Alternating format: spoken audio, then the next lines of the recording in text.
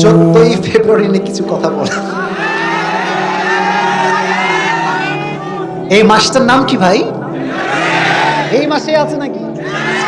বিশ্ব বেহায়া দিবস, বিশ্ব নির্লজ্জ দিবস, নারীদের ধর্ষিতা হওয়ার দিবস। এই দিবস মুসলমান ঘরের সন্তান পালন করতে পারে না।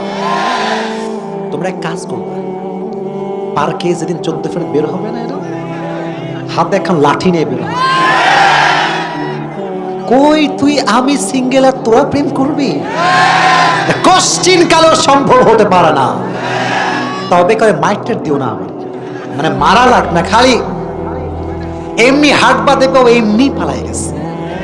আসলে ভাই, যেখানে বাবারা এখানে এসেছেন যারা, বলতে চাই একটা কথা, 14ই ফেব্রুয়ারি এটা হবে অফ ডে, মানে হচ্ছে আপনার মেয়ে আপনার বাসার এরিয়ায় থাকবে, কোনো প্রাইভেট কোচিং সেই দিন হবে না। বলবে মা মা মা আজকে স্পেশাল ক্লাস আছে মা। এটা বাটপারি ছাড়া আর কিছু হতে পারে না। অতএব 14ই ফেব্রুয়ারি আসবে, কোনো প্রাইভেট থাকবে না, কোচিং থাকবে না। মনে রাখবেন, যদি বলে স্পেশাল ক্লাস আছে, এটা কোনো ক্লাস নয়, এটা পার্কের ক্লাস, এটা নদীর ধারের ক্লাস, এটা রুম ডেটের ক্লাস। আপনার মেয়ে যাবে সুন্দরী হয়ে, ভালো হয়ে, কিন্তু আপনার মেয়ে কিন্তু প্রেগন্যান্ট হয়েও বাসায় ফিরে আসতে পারে। এজন্য 14ই ফেব্রুয়ারি কি মুসলমানদের দিবস হতে পারে? এটা মুসলিম ঘরের সন্তান পালন করতে পারে? যুবকদেরকে এই 14ই ফেব্রুয়ারি ফিতনার থেকে হেফাজত করুক, সকলে পড়ে আমিন। আর একটা সমস্যা আছে, যখন গজব আসে চতুর্দিক থেকে আসে। Chocolate day, kiss day, hug day, rose day. এই চকলেট ডে তুই কই থেকে পাইলি? What is this? মানে ফালতুরও ফালতু এই সব কাজ, ঠিক না বলা? আর যদি এদিকে শুন, আমি অত না, আগে আমি বলি, তোমাদের যারা ফ্রেন্ড লিস্টে আছে, যদি দেখো হ্যাঁ কোনো পোস্ট করছে চকলেট ডে, হাগ ডে, ওরে আগে আনফ্রেন্ড, না হয় সোজা ব্লক করে দিবা। যে খ্রিস্টানদের সভ্যতা অনুসরণ করবে, সে আমার ফ্রেন্ড লিস্টে থাকার কোনো যোগ্যতা রাখে না। প্রথমে বোঝাবা, না মানলে আনফ্রেন্ড, ঠিক কিনা বল? অতএব 14ই ফেব্রুয়ারি পালন করা যাবে।